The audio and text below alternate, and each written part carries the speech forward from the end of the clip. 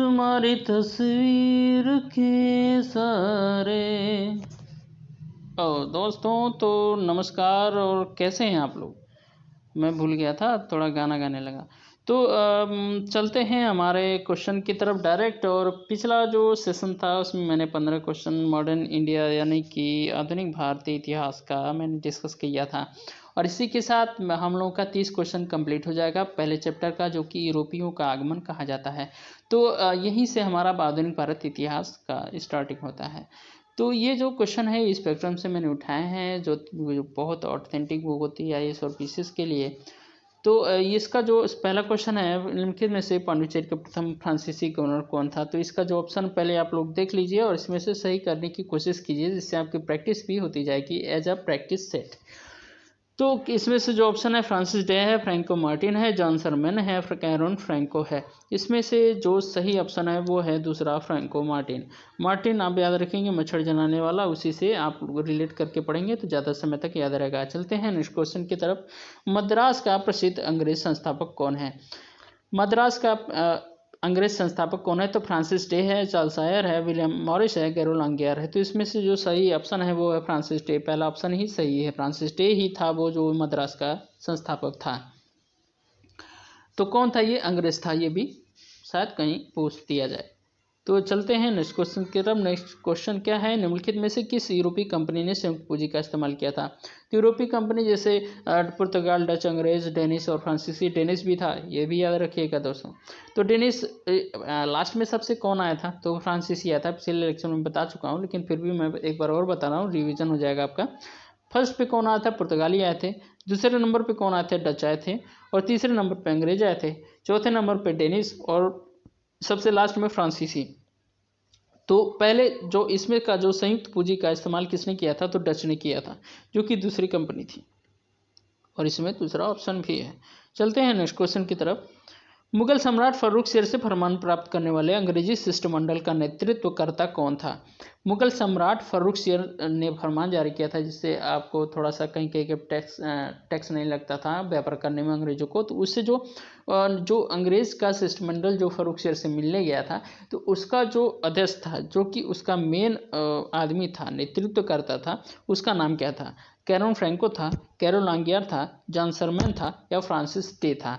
तो इसमें से जो सही ऑप्शन है वो है ऑप्शन सी, जॉन सरमैन। सरमैन ही सबका सर था।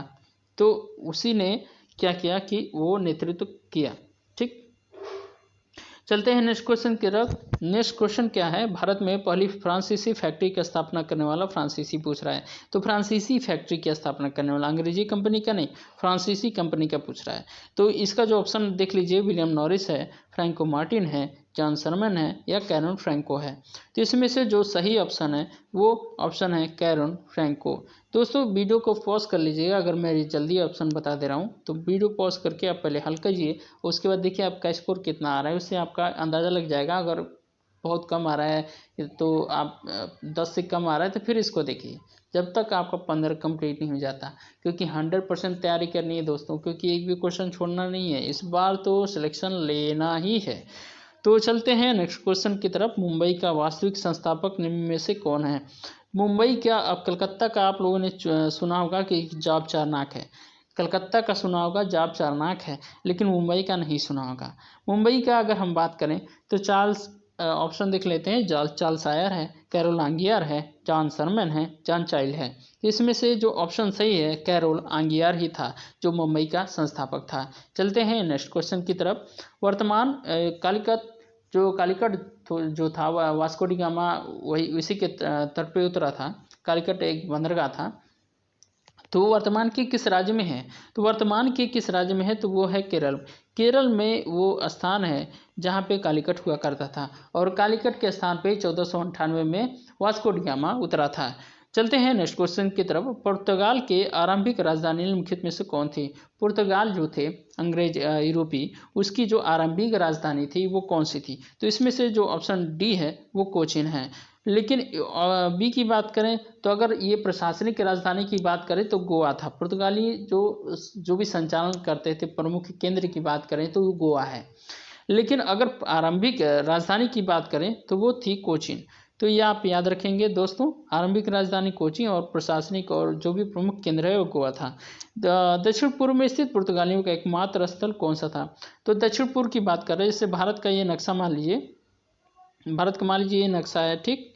तो ये जो है नीचे का हम बता रहे हैं, तो ये जो एरिया होता है ये तो साउथ होता है, ठीक, ये ईस्ट होता है। तो साउथ ईस्ट यानी दक्षिण पूर्व ये होता है, ठीक। और दक्षिण पश्चिम की बात करें तो ये एरिया होता है, ये इसको कोरोमंडल तट कहते हैं और इसको मालाबार तट कहते हैं। तो जो कोरोमंडल तट है वहीं पे जो पुर्तगालियों का एकमात्र स्थल था वो था सैंथोम। दक्षिण पूर्व की बात कर रहा है, सैंथोम ही वो स्थल था जहाँ पे पुर्तगालियों का वो था, एकमात्र स्थल था। चलते हैं नेक्स्ट क्वेश्चन की तरफ। पुलिकट वर्तमान के किस राज्य में स्थित है? अब पुलिकट पूछ लिया, कालीकट पता है सबको, सबको पता है कि केरल में है। केरल में पुलिकट कहाँ है? पुलिकट कहाँ है? तमिलनाडु में है। तो ऑप्शन बी सही है, ऑप्शन बी तमिलनाडु सही है। वेदरा के युद्ध की बात करें, वेदरा के युद्ध आपको पता है कि वेदरा के युद्ध में ही डच ईस्ट इंडिया कंपनी की जो है धराशायी हो गया और उसको अंग्रेजों ने मार भगा दिया, और कहीं ना कहीं उनका जो व्यापार है वो मसाले के व्यापार पर ही सीमित रह गया। पूर्ण रूप से तो नहीं गए, लेकिन उनका जो आपका इंडोनेशिया का क्षेत्र है जो मसाले के लिए बहुत प्रसिद्ध था, वहाँ पे कहीं ना कहीं वो सीमित रह गए। तो वेदरा का युद्ध बहुत इंपॉर्टेंट हो जाता है। अगर ये भी पूछा जाता है कि किस युद्ध के कारण डचों का पतन हो गया, तो डचों का पतन जो है एक्चुअली वो कहाँ था? वेदरा के युद्ध में, ठीक। वेदरा का युद्ध में ही समाप्त हुआ था। और किसने भगाया? तो अंग्रेजों ने। तो अगला क्वेश्चन भी वही है, पूछा गया है कि किसके किसके बीच हुआ था? तो अंग्रेज और डचों के बीच हुआ था। और कब हुआ था? तो 1759 में हुआ था। 1759 ही वो डेट था जब डचों का पतन शुरू हुआ। चलते हैं नेक्स्ट क्वेश्चन की तरफ। वर्तमान में कलकत्ता की स्थापना हुई थी किन किन स्थानों को मिलाकर? तो वर्तमान में जो कलकत्ता है जो बंगाल में पड़ता है, तो वो एक्चुअली किन किन स्थानों को मिला करके, एक्चुअली ये 3 गांव थे, पहले ये 3 गांव थे, उनको मिला करके आज कलकत्ता बना है। तो जो ये 3 पहले ऑप्शन आप सुन लीजिए, 4 कौन कौन से आप आइडिया लगाएंगे उसके बाद, क्योंकि ये क्वेश्चन पीसीएस में आया है और ऐसे पीसीएस में ही आएगा और वनडे एग्जाम में भी रिपीटेड क्वेश्चन पूछता है तो वो भी आ सकता है। तो इसमें से जो ऑप्शन है सीतानाथी, कलकत्ता व गोविंदपुर है। दूसरा है श्रीरामपुर, पांडिचेरी व तरंकोवा।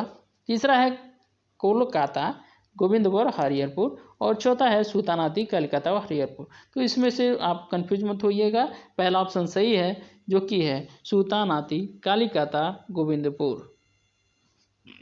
इन्हीं से कलकत्ता की स्थापना हुई है। सोरे व अफीम की खेती सबसे ज़्यादा किस राज्य में की जाती थी? तो अब वर्तमान की बात करें तो वर्तमान में जो बिहार है, बिहार में सोरे व अफीम की खेती की जाती थी। तो अगर ऑप्शन में पटना की जगह अगर बिहार भी दे दे तो वो भी सही होगा। तो ये बिहार दे या पटना दे, दोनों में से आपको वही ऑप्शन मान रहा है, सोरे व अफीम की खेती की जाती है। अफीम की बात करें तो अफीम एक जैसे वो दवा में भी यूज होता है, लेकिन एक्चुअल में उसको लोग नशे के रूप में उसको यूज़ करते हैं। जैसे इस प्राक्सिवान की बात करें, वो दर्द की दवा है, लेकिन इसको लोग एज अ नशे की गोली के तौर पे खाते हैं। लेकिन क्या है कि ये बैन हो गया है। सिरप में भी अल्कोहल पाया जाता है, वो भी नशा करता है, तो कुछ लोग उसका भी यूज़ करते हैं। तो सोरे व अफीम की खेती सबसे ज़्यादा किस राज्य में की जाती है? तो पटना में की जाती है, की जाती थी, अभी नहीं की जाती थी। और राज्य की बात करें तो बिहार में। तो जो हमारा लास्ट क्वेश्चन है आज का, और ये लगभग 15वां क्वेश्चन है। तो निम्नलिखित में से किस स्थान पर वास्को डी गामा ने 1501 में फैक्ट्री स्थापित की थी? तो वास्को डी गामा ने 1501 में फैक्ट्री स्थापित की थी, ठीक। 1501 में फैक्ट्री स्थापित की थी जब वो दूसरी बार आया था। तो पहली बार 1498 में आया था, ये आपको याद है। 1501 में उसने दूसरी बार आया तो वो कुन्नूर जो है मालाबार तट पे है, ये दक्षिण पूर्वी तट पे है, यहाँ पे उसने फैक्ट्री स्थापित की थी। तो ये थे दोस्तों हमारे 15 क्वेश्चन, और मैं आशा करता हूँ कि ये बहुत ही पसंद आए होंगे आपको, क्योंकि ये कंटेंट लगभग किताबों में कहीं कहीं मिलेगा और स्पेक्ट्रम में मिल जाएगा, बाकी सब में लगभग नहीं मिलेगा। तो ये जो नए नए क्वेश्चन हैं जो मैं लाऊंगा, और जो सबको पता होता है वो मैं क्वेश्चन नहीं कराऊंगा, वो लगभग ना के बराबर होंगे। जो इम्पोर्टेंट होगा उसको मैं डाल दूंगा।